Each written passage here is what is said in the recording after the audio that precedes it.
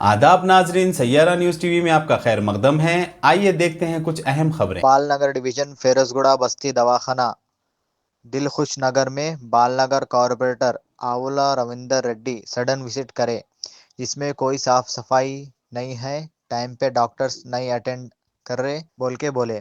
दामोदर राज नरसिम्हा को भी कॉरपोरेटर रविंदर रेड्डी ने लेटर दिए थे, टैबलेट सही होना बोल के।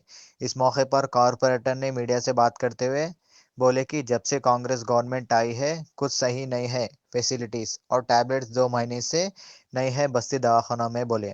इस मौके पर division general secretary Mohammed Umar Sharif और सुधाकर और तमाम टीआरएस के लीडर्स भी मौजूद थे। ఈరోజు బాలనగర్ డివిజన్లో బస్తీ దవాఖానాను ఆకస్మిక పర్యటన చేయడం జరిగింది.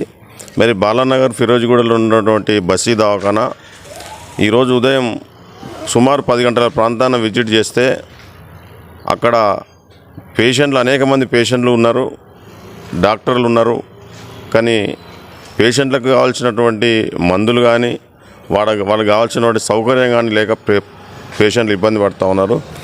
గత 4-5 నెలల నుంచి కూడా ఎటువంటి మెడిసిన్స్ లేక గవర్నమెంట్ ద్వారా రావాల్సిన మెడిసిన్ అందక చాలామంది ఎవరైతే రోగులు ఉన్నారో వాళ్ళు బీపీ షుగర్ సంబంధించినటువంటి కనీసం రెగ్యులర్గా వాడేటువంటి మెడిసిన్స్ కూడా లేక బస్తీ దవాఖానాలో ఈరోజు రోగులు చాలా ఇబ్బంది పడుతూ ఉన్నారు. మరి గత ప్రభుత్వం కేటీఆర్ గారి నాయకత్వంలో మరి బస్తీలో ఉంటే బస్తీ దవాఖానాలు పెడితే బస్తీలో ఉన్నటువంటి పేద ప్రజలకు ఉపయోగకరంగా ఉంటుందని పెట్టిన ఒక దవాఖానాలు ఈరోజు నిరుపయోగంగా కనీసం ఒక బీపీ షుగర్ టాబ్లెట్ లేక వెలవెలబోతూ ఉన్నాయి. ఈరోజు క్లినిక్లు పేషెంట్లు ఏమో వస్తూ ఉన్నారు, డాక్టర్లు మందులు లేవని చెప్పేసి ఈరోజు మెడిసిన్స్ మాకు రావట్లేదు పైనుంచి. మేము అనేక సార్లు ఇండెంట్ పెట్టినప్పటికీ కూడా మాకు మెడిసిన్ ఇవ్వట్లేదని చెప్పేసి ఈరోజు డాక్టర్లు చెప్తా ఉన్నారు. మరి ప్రభుత్వం ఈ విధంగా నిర్లక్ష్యం చేయడం వల్ల రోగాలు పెరగడం, ప్రజలకు ఇబ్బంది కలగడం. గతంలో ఒక ప్రైవేట్ ప్రోగ్రాంలో కలిసినప్పుడు స్వయాన ఆరోగ్య శాఖ మంత్రి రాజనరసింహ గారికి నేను లెటర్ ఇచ్చాను. ఇక్కడ మందులు లేక రోగులు ఇబ్బంది పడుతూ ఉన్నారు. అదేవిధంగా ఒక బాలనగర్ పిహెచ్సిలో నెలకు 50 నుంచి 60 డెలివరీలు అయ్యే సందర్భం నుంచి ఈరోజు 10కి పడిపోయింది. సార్ కొంచెం మీరు దీన్ని పెంచండి, సమయానికి మందులు అందించండి అని చెప్పిస్తే కూడా ఇప్పటివరకు సుమారు నెల అవుతుంది. ఒక జిహెచ్ఎంసీ ఒక బాలనగర్ పరిధే కాదు, జిహెచ్ఎంసీ పరిధిలో ఏ బస్తీ దవాఖానలో కూడా ఇదే పరిస్థితి కొనసాగుతూ ఉంది. అదేవిధంగా మేము దిల్కుష్నగర్లో ఉన్నటువంటి మా బస్తీ దవాఖాన కూడా రావడం జరిగింది, అక్కడ కూడా ఇదే పరిస్థితి.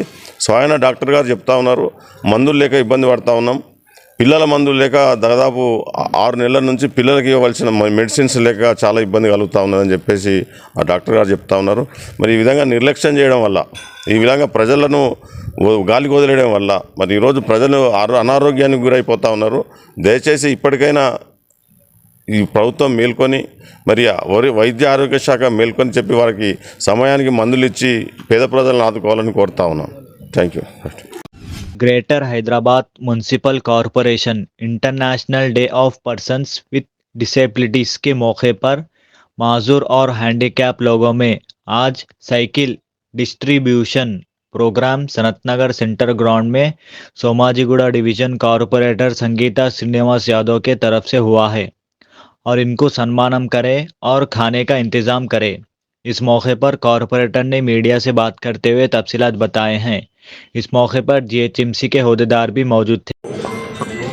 అంతర్జాతీయ దివ్యాంగుల దినోత్సవం సందర్భంగా సనత్ నగర్ ప్లేగ్రౌండ్లో దివ్యాంగులకు వికలాంగులకు ట్రే సైకిళ్ళు జిహెచ్ఎంసీ వారి ఆధ్వర్యంలో ఇక్కడ పంపిణీ కార్యక్రమం జరిగింది. ఇంకా చాలా పరికరాలు ఇవ్వాల్సిన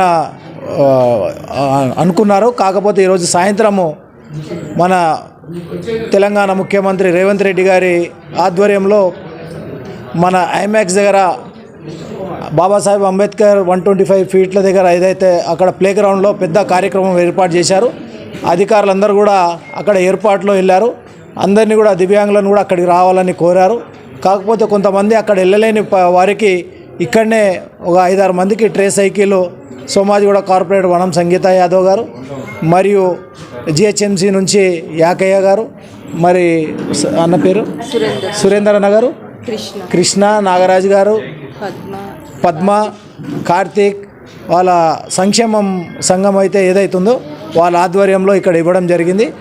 అందరూ కూడా ఈ యొక్క అవకాశాన్ని సద్వినియోగం చేసుకొని సమాజంలో మీరందరూ కూడా ధైర్యంగా ఉండాలని, మీ పట్ల అందరూ కూడా సానుకూలంగా ఉంటారు. ప్రభుత్వాలు కానీ లయన్స్ క్లబ్ నుంచి గౌడ్ గారు కూడా ఉన్నారు, వాళ్ళు తోచిన సహాయము దివ్యాంగులు చేస్తూనే ఉన్నారు. ఇంకా కూడా వారికి ఆ దేవుడు ఆ శక్తి ఇవ్వాలని కోరుతూ, ముఖ్యమంత్రి గారు ఏదైతే వాగ్దానం చేశారో 6,000 రూపాయల పింఛన్ కూడా మీకు జనవరి నుంచి కూడా ఆ పింఛన్ ఇవ్వబోతూ ఉన్నారు. ఈ శుభవార్త చెప్పడానికి మాకు చాలా సంతోషంగా ఉంది. ఎందుకంటే ఎలక్షన్ల తర్వాత ఇస్తామని అనుకున్నారు, కానీ రాష్ట్ర రుణమాఫీ ఉందో ఇంకా వేరే ఇంపార్టెంట్ కార్యక్రమాలు ఉన్నాయి, అవి ఇచ్చారు. మరియు కని విని ఎరగని రీతిలో ప్రభుత్వ ఉద్యోగాలు 50,000కు పైన ప్రభుత్వ ఉద్యోగాల నియామక పత్రాలు కూడా ముఖ్యమంత్రి గారు ఇవ్వడం జరిగింది. ఇలా 1 by 1 చేసుకుంటూ పోతూ ఉన్నారు. మీకు ఫస్ట్ ప్రయారిటీ పరంగా రావాలి, కాకపోతే ఒక సంవత్సరం లేట్ అయింది. జనవరి నుంచి మీకు 6,000 కూడా రాబోతున్నాయని మీకు ఈ సందర్భంగా అంతర్జాలంలో ఉన్న కార్పొరేటర్ కానీ, మీ బస్తీ లీడర్లు కానీ, అధికారులు, జిహెచ్ఎంసీ అధికారులు కానీ మీ సంక్షేమ సంఘాన్ని దృష్టికి తీసుకపోతే మీ యొక్క ఏమైనా సమస్యలు ఉంటే పరిష్కారానికి. तो जैसा कि आपने देखा नाजरीन, क्या हो रहा है देश और दुनिया में, इस चैनल को सब्सक्राइब करिए, लाइक करिए, शेयर करिए और हमें दीजिए इजाज़त।